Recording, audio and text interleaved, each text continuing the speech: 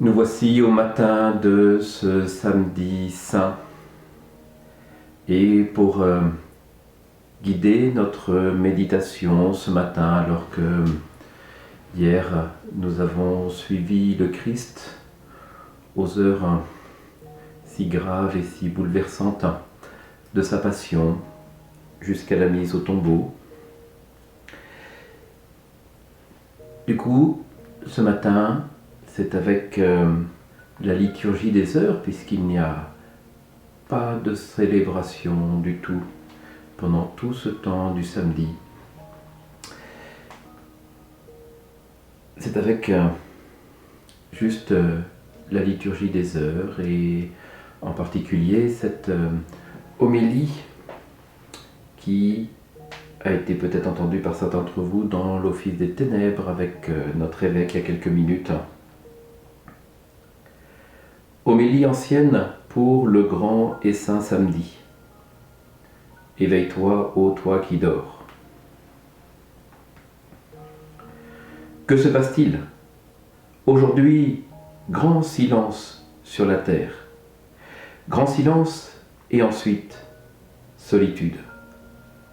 Parce que le roi sommeille. La terre a tremblé et elle s'est apaisée.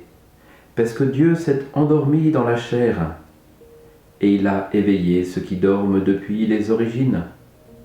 Dieu est mort dans la chair et le séjour des morts s'est mis à trembler. C'est le premier homme qu'il va chercher, comme la brebis perdue. Il veut aussi visiter ceux qui demeurent dans les ténèbres et l'ombre de la mort. Oui, c'est vers Adam captif et en même temps que vers Ève, captive elle aussi, que Dieu se dirige et son Fils avec lui pour les délivrer de leur douleur. Le Seigneur s'est avancé vers eux, muni de la croix, l'arme de sa victoire. Lorsqu'il le vit, Adam, le premier homme, se frappant la poitrine dans sa stupeur, s'écria vers tous les autres : « Mon Seigneur, avec nous tous !» Et le Christ répondit à Adam : « Et avec ton esprit ?» Il le prend par la main et le relève en disant : « Éveille-toi, ô toi qui dors, relève-toi d'entre les morts, et le Christ t'illuminera. » C'est moi, ton Dieu, qui, pour toi, suis devenu ton Fils. C'est moi qui, pour toi et pour tes descendants, te parle maintenant et qui, par ma puissance, ordonne à ceux qui sont dans les chaînes : « Sortez !» À ceux qui sont dans les ténèbres : « Soyez illuminés !» À ceux qui sont endormis : « Réveillez-vous !» Je te l'ordonne, éveille-toi, ô toi qui dors. Je ne t'ai pas créé pour que tu demeures captif du séjour des morts. Relève-toi d'entre les morts. Moi, je suis la vie des morts. Lève-toi, œuvre de mes mains. Lève-toi, mon semblable, qui a été créé à mon image. Éveille-toi, sortons d'ici, car tu es en moi, et moi en toi. Nous sommes une seule personne indivisible. C'est pour toi que moi, ton Dieu, je suis devenu ton Fils. C'est pour toi que moi, le Maître, j'ai pris ta forme d'esclave. C'est pour toi que moi, qui domine les cieux, je suis venu sur la terre et au-dessous de la terre. C'est pour toi, l'homme, que je suis devenu comme un homme abandonné, libre entre les morts. C'est pour toi qui es sorti du jardin que j'ai été livré aux Juifs dans un jardin et que j'ai été crucifié dans un jardin. Vois les crachats sur mon visage. C'est pour toi que je les ai subis afin de te ramener à ton premier souffle de vie. Vois les soufflets sur mes joues. Je les ai subis pour rétablir ta forme défigurée afin de la restaurer à mon image. Vois la flagellation sur mon dos, que j'ai subie pour éloigner le fardeau de tes péchés qui pesait sur ton dos. Vois mes mains solidement clouées au bois, à cause de toi qui as péché en tendant la main vers le bois. Je me suis endormi sur la croix, et la lance a pénétré dans mon côté. À cause de toi qui t'es endormi dans le paradis, et de ton côté, tu as donné naissance à Ève. Mon côté a guéri la douleur de ton côté, mon sommeil va te tirer du sommeil des enfers. Ma lance a arrêté la lance qui se tournait vers toi. Lève-toi, partons d'ici. L'ennemi t'a fait sortir de la terre du paradis. Moi, je ne t'installerai plus dans le paradis, mais sur un trône céleste. Je t'ai écarté de l'arbre symbolique de la vie, mais voici que moi qui suis la vie, je ne fais qu'un avec toi. J'ai posté les chérubins pour qu'ils te gardent comme un serviteur. Je fais maintenant que les chérubins t'adorent comme un dieu. Le trône des chérubins est préparé, les porteurs sont alertés, le lit nuptial est dressé. Les aliments sont apprêtés, les tentes et les demeures éternelles le sont aussi. Les trésors du bonheur sont ouverts et le royaume des cieux est prêt de toute éternité. Voilà, quel élan, quel souffle et quel regard pénétrant. J'avais lu il y a bien des années sous la plume du père Louis Bouillet que dans nos existences humaines, de temps en temps, il n'y avait que deux disciplines qui se révélaient assez amples, assez larges pour tout saisir d'un seul mouvement. Et c'était la poésie et la théologie. Et comme nous sentons que les deux se rejoignent dans ce texte, et vous l'avez entendu, il a été un prolongement magnifique de notre retraite, puisque nous avons entendu ce « pour toi » qui revenait comme un refrain. L'œuvre du Christ pour toi et pour ton relèvement. Et ce mouvement qui à la fin se révèle mouvement amoureux et même mouvement nuptial, c'est-à-dire cet amour d'union et cet amour d'union amoureuse de préférence, de prédilection. Voilà, en ce Saint Samedi, la méditation théologique de l'Église, c'est de réaliser que le Christ qui est entré dans le temps, à un moment déterminé, là, de par la descente aux enfers, va rejoindre tous les hommes qui l'ont précédé, pour eux aussi les entraîner dans le mouvement de sa résurrection. Alors j'ai commenté aussi avec les enfants cette image, reproduction d'une icône que j'aime beaucoup. Déjà là est représenté le Christ ressuscité dans la mandorle de gloire, et on voit, même si c'est petit pour vous, qu'il saisit d'un côté Adam et de l'autre Ève, et qu'il va les faire sortir de leur tombeau et les entraîner dans le mouvement de sa résurrection. On voit que les portes de la mort sont cassées. Cette image, ce petit livret, c'est précisément celui que nous donnons aux familles à Rueil au moment de la célébration des obsèques, sur les chaises, dans l'église, pour accueillir tous ceux qui viennent et les aider à mieux sentir le sens de ce que nous vivons. Samedi saint. Ce samedi, en fait, est le grand sabbat.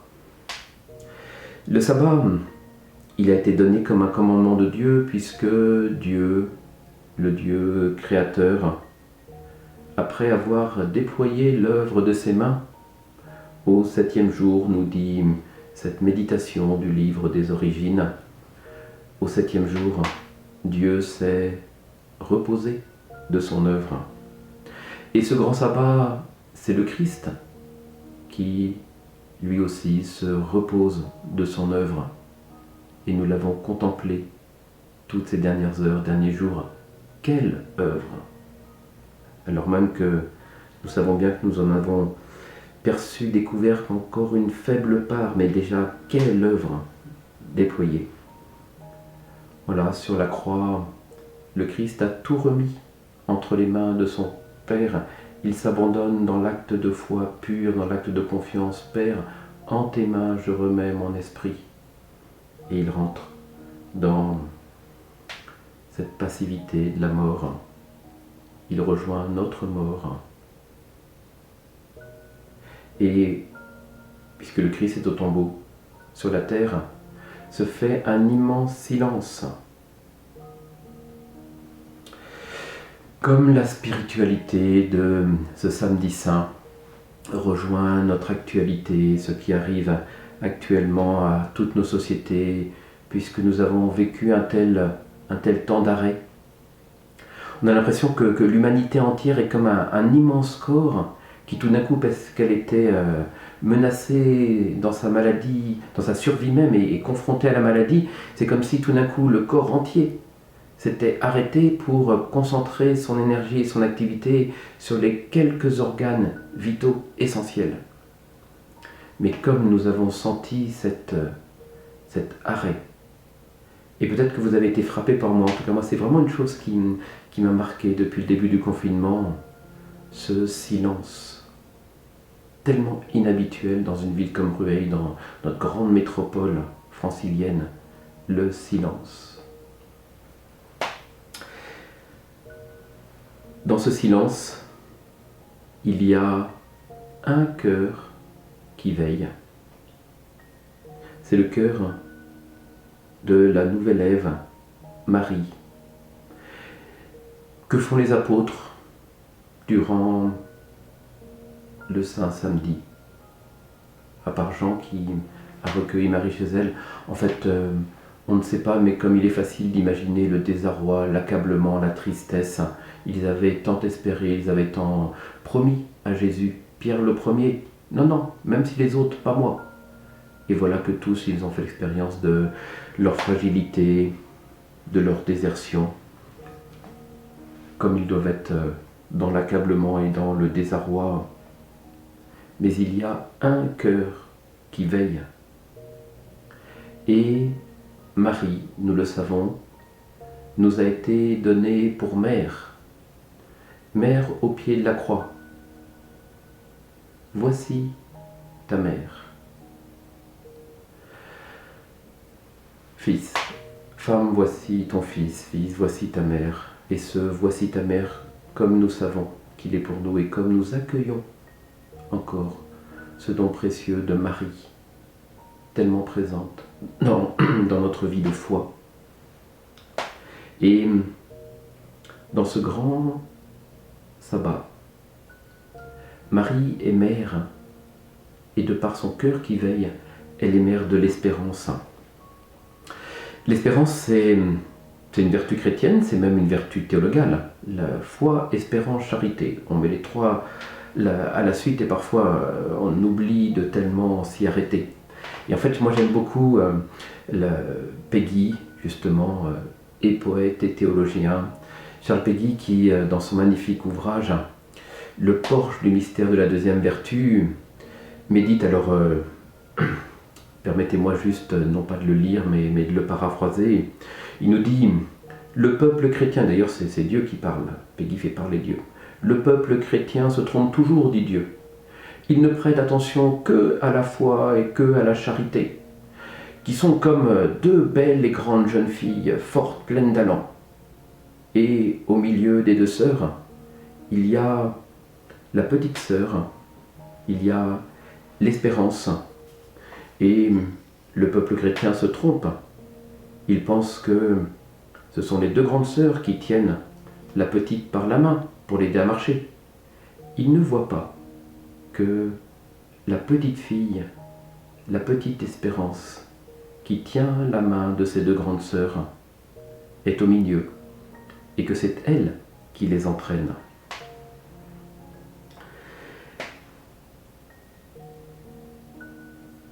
L'espérance, comme nous en avons besoin. Repos du tombeau, et là on se pose la question, que fait Dieu? Et il y a un temps d'attente. Nous méditons sur la place de l'attente, du silence dans nos vies. Oui, parce que dans nos vies aussi, il peut arriver bien souvent de nous dire, mais que fait Dieu? Il y a des temps d'attente, il y a des périodes qui peuvent nous sembler longues, il y a des choses qu'on aimerait se voir se réaliser et ça n'arrive toujours pas. Et parfois, dans nos vies, il y a cet entre-deux. Une chose terminée, mais pas encore complètement entre-deux. Où on sait ce qu'on a quitté comme situation, on ne sait pas vraiment encore dans quoi est-ce qu'on va arriver. N'ayez pas peur de ces temps d'attente, n'ayez pas peur de ces temps longs dans vos vies parfois, de ces temps de transition, parce que bien souvent, de par l'œuvre de Dieu, ils sont dans vos vies des temps de maturation, de préparation pour quelque chose que vous ne connaissez pas encore. Et Dieu nous façonne dans cette attente. Et donc non pas dans la fébrilité, ni dans la patience, ni dans la crainte, c'est bien avec Marie, Marie, mère de l'espérance, que parfois vous devez vivre vos temps d'attente, vos temps de transition, vos temps de maturation, avec Marie.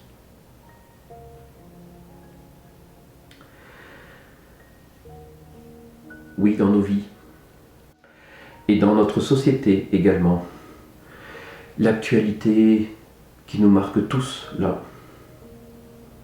Qu'est-ce qui va advenir? Qu'est-ce qui va sortir d'une période comme celle-ci? Et nous, chrétiens, nous devons être des veilleurs d'espérance. Nous devons être à l'écoute de plein de choses et faire partie de ceux qui sont animés d'une espérance profonde pour ce qui peut advenir par la suite. Je vous souhaite une belle journée. Je voudrais juste vous laisser une dernière citation de saint Paul. Magnifique, l'Épître aux Romains, chapitre 5, verset 5.